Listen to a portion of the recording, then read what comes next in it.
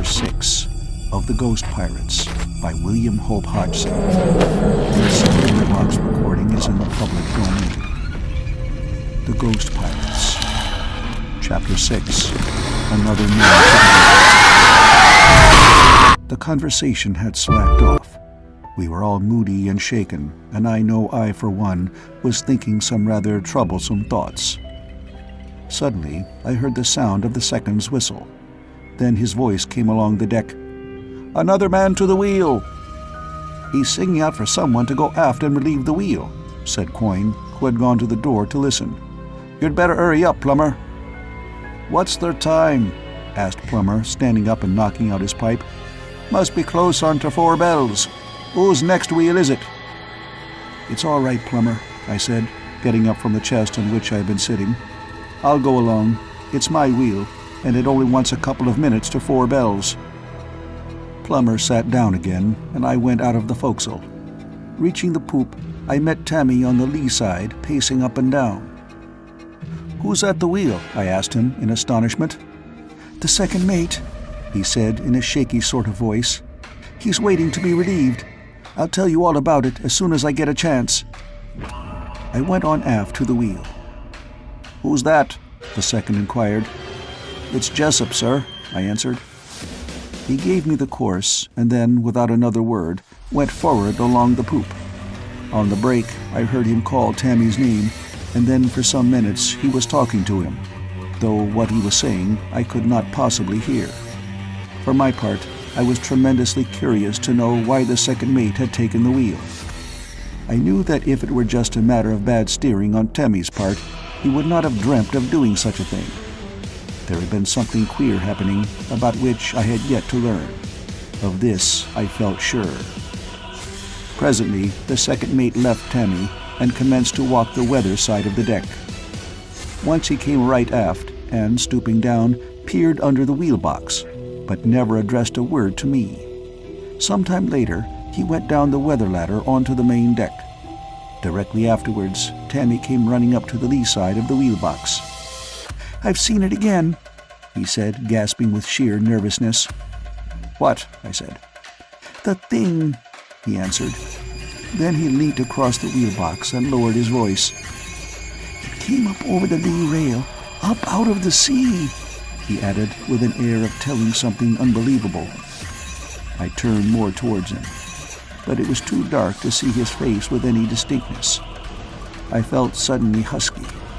My God, I thought, and then I made a silly effort to protest, but he cut me short with a certain impatient hopelessness. "For God's sake, Jessup," he said, "do stow all that. It's no good. I must have someone to talk to, or I shall go dotty." I saw how useless it was to pretend any sort of ignorance. Indeed, really, I had known it all along, and avoided the youngster on that very account, as you know. "Go on," I said. "I'll listen, but you'd better keep an eye for the second mate. He may pop up any minute." For a moment he said nothing, and I saw him peering stealthily about the poop. "Go on," I said. "You'd better make haste, or he'll be up before you're halfway through. What was he doing at the wheel when I came up to relieve it? Why did he send you away from it?" "He didn't," Tammy replied, turning his face towards me. "I bunked away from it." "What for?" I asked. "Wait a minute," he answered, "and I'll tell you the whole business. You know the second mate sent me to the wheel. After that—" He nodded his head forward. "Yes," I said. "Well, I'd been here about 10 minutes, or a quarter of an hour, and I was feeling rotten about Williams, and trying to forget it all and keep the ship on her course and all that. When, all at once, I happened to glance to leeward, and there I saw it coming over the rail. My God, I didn't know what to do. The second mate was standing forward on the break of the poop, and I was here all by myself. I felt as if I were frozen stiff. When it came towards me, I let go of the wheel and yelled and bunked forward to the second mate. He caught hold of me and shook me, but I was so jolly frightened I couldn't say a word. I could only keep on pointing. The second kept asking, "Where?" And then, all at once, I found I couldn't see the thing. I don't know whether he saw it, I'm not at all certain he did. He just told me to damn well get back to the wheel and stop making a damned fool of myself. I said out straight I wouldn't go. So he blew the whistle and sung out for someone to come aft and take it. Then he ran and got hold of the wheel himself. You know the rest.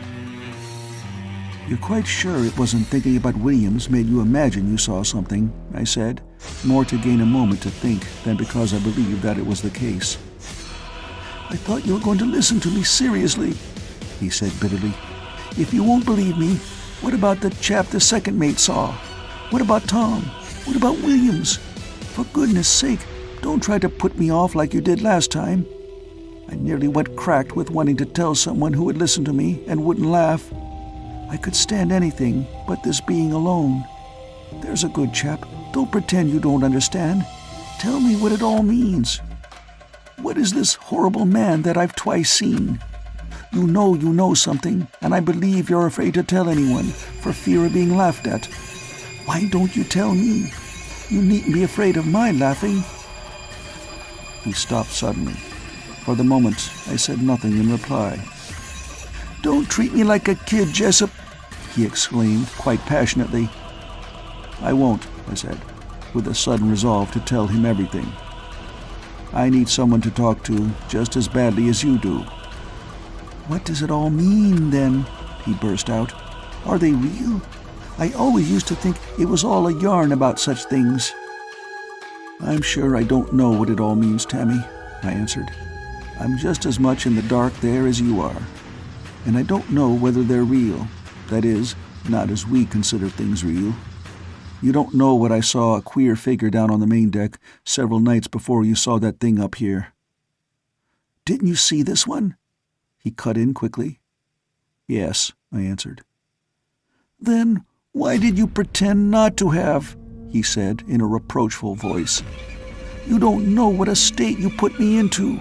What with my being certain that I had seen it, and then you being so jolly positive that there had been nothing.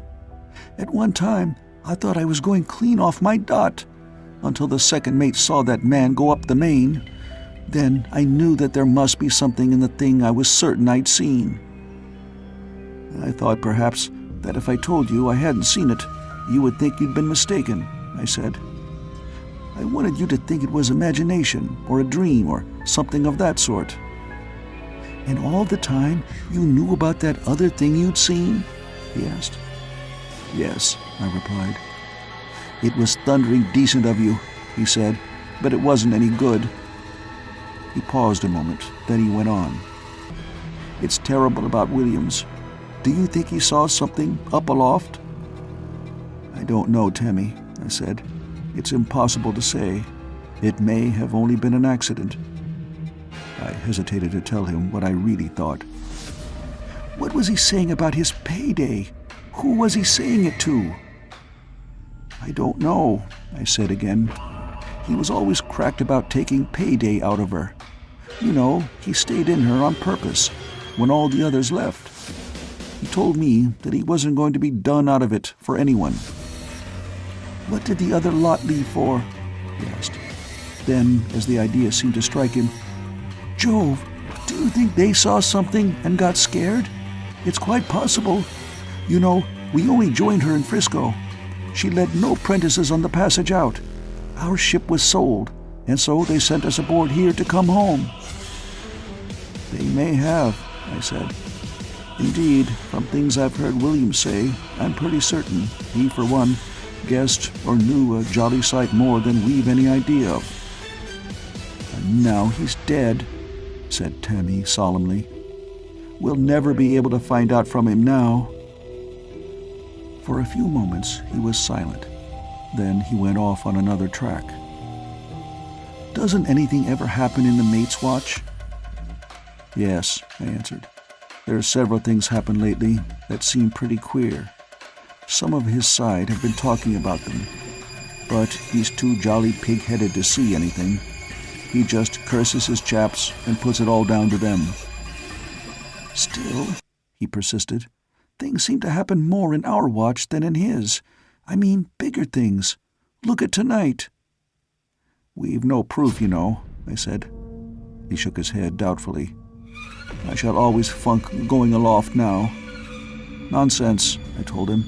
It may only have been an accident. Don't, he said. You know you don't think so, really.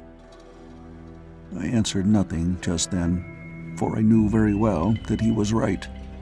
We were silent for a couple of moments. Then he spoke again. Is the ship haunted? For an instant, I hesitated. No, I said at length. I don't think she is. I mean, not in that way. What way, then? Well, I formed a bit of a theory that seems wise one minute and cracked the next. Of course, it's as likely to be all wrong, but it's the only thing that seems to me to fit in with all the beastly things we've had lately. Go on, he said with an impatient, nervous movement. Well, I have an idea that it's nothing in the ship that's likely to hurt us. I scarcely know how to put it, but if I'm right in what I think, it's the ship herself that's the cause of everything. What do you mean? He asked in a puzzled voice. Do you mean that the ship is haunted after all? No, I answered. I just told you I didn't. Wait until I finish what I was going to say. All right, he said. About that thing you saw tonight, I went on. You say it came over the lee rail, up onto the poop? Yes, he answered. Well, the thing I saw came up out of the sea and went back into the sea. Jove, he said, and then, yes, go on. My idea is that this ship is open to be boarded by those things, I explained. What they are, of course, I don't know. They look like men in lots of ways, but, well, the Lord knows what's in the sea. Though we don't want to go imaging silly things, of course. And then again, you know, it seems fat-headed calling anything silly. That's how I keep going, in a sort of blessed circle. I don't know a bit whether they're flesh and blood, or whether they're what we should call ghosts or spirits. They can't be flesh and blood, Tammy interrupted. Where would they live? Besides, that first one I saw, I thought I could see through it. And this last one, the second mate would have seen it, and they would drown. Not necessarily, I said. Oh, but I'm sure they're not, he insisted. It's impossible. So are ghosts, when you're feeling sensible, I answered. But I'm not saying they are flesh and blood. Though, at the same time, I'm not going to say straight out they're ghosts. Not yet, at any rate. Where do they come from? He asked, stupidly enough. Out of the sea, I told him. You saw for yourself. Then why don't other vessels have them coming aboard? He said. How do you account for that? In a way, though sometimes it seems cracky, I think I can, according to my idea, I answered. How? He inquired again. Why, I believe that this ship is open, as I've told you, exposed, unprotected, or whatever you like to call it. I should say it's reasonable to think that all the things of the material world are barred, as it were, from the immaterial, but that in some cases the barrier may be broken down.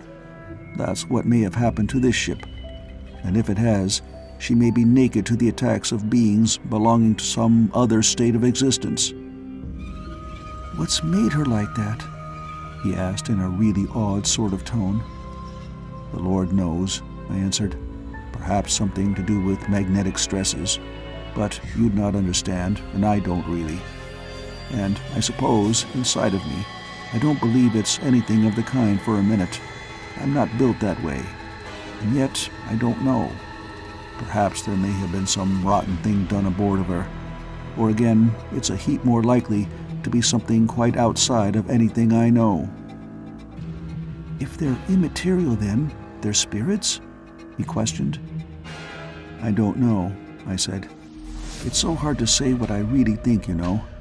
I've got a queer idea that my headpiece likes to think good, but I don't believe my tummy believes it.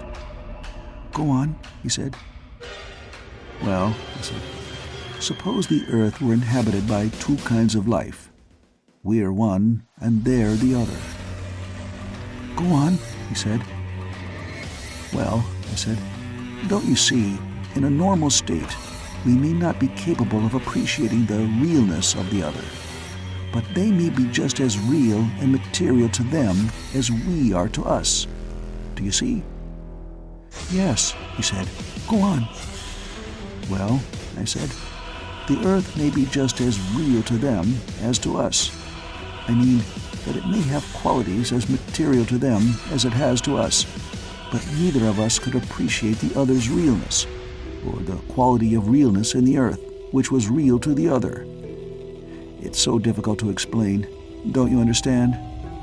"Yes," he said. "Go on." "Well, if we were in what I might call a healthy atmosphere, they would be quite beyond our power to see or feel or anything. And the same with them.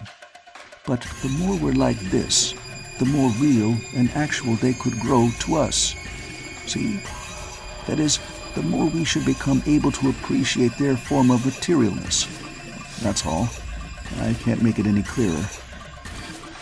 "Then, after all, you really think they're ghosts or something of that sort?" Tammy said. "I suppose it does come to that," I answered. "I mean that, anyway, I don't think they're our ideas of flesh and blood. But, of course, it's silly to say much. And after all, you must remember that I may be all wrong." "I think you ought to tell the second mate all this," he said. "If it's really as you say, the ship ought to be put into the nearest port and jolly well burnt." "The second mate couldn't do anything," I replied, "even if he believed it all, which we're not certain he would." "Perhaps not," Tammy answered.